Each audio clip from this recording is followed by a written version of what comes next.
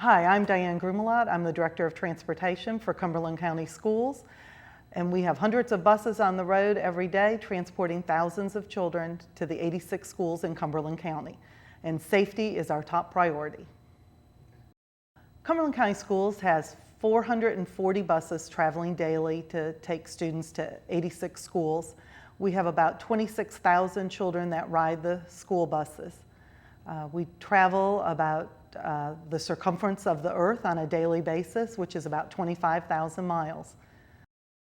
All of the school buses in Cumberland County have GPSs on them, so at any moment we know where a bus is. If they're in a fender bender or they have a breakdown, we can get our mechanics to them very quickly.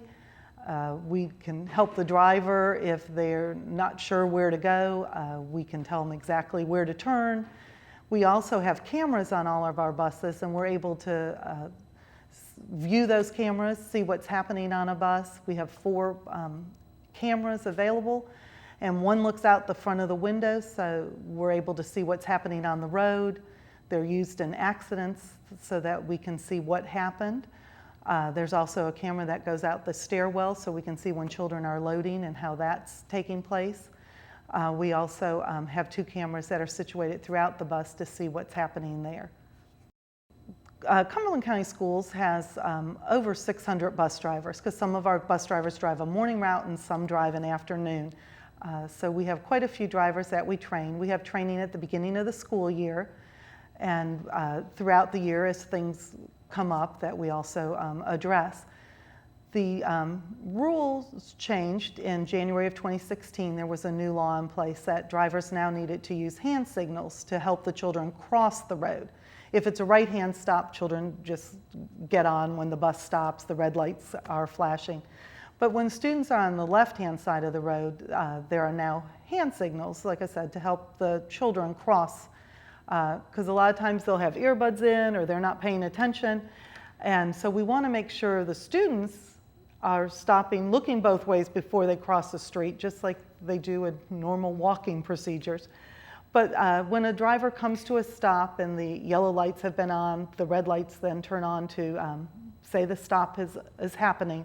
The swing arm comes out and the stop sign comes out. Then traffic is all supposed to stop. The driver will then put their hand up in the left window and to tell all the children just to wait. So the driver has a better vantage point. They're up higher. So when they see that all the traffic has stopped, then they give the children a thumbs up and then point their finger in the direction that the children are supposed to walk to cross the street. And then in the afternoon, they do the same thing when a child's supposed to cross. They will do it with the other hand. Students are instructed in bus safety at least 2 times a year. We have to have an emergency evacuation plan, and the students practice that 1 time the first semester and 1 time the second semester.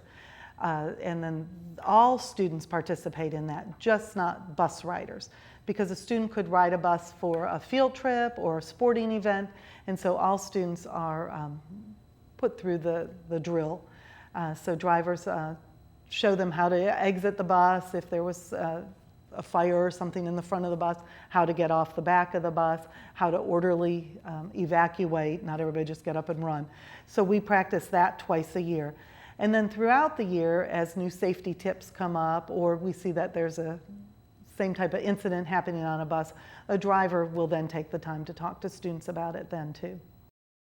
As I said earlier, buses do the circumference of the earth every day, so they're traveling about 25,000 miles. We have to fuel all those buses, which is done on a couple times a week basis. We get 7,500 gallons of fuel every other day, which equates to about 816,000 gallons of fuel a year. The most important message we want to get out to the public is stop for that big yellow bus.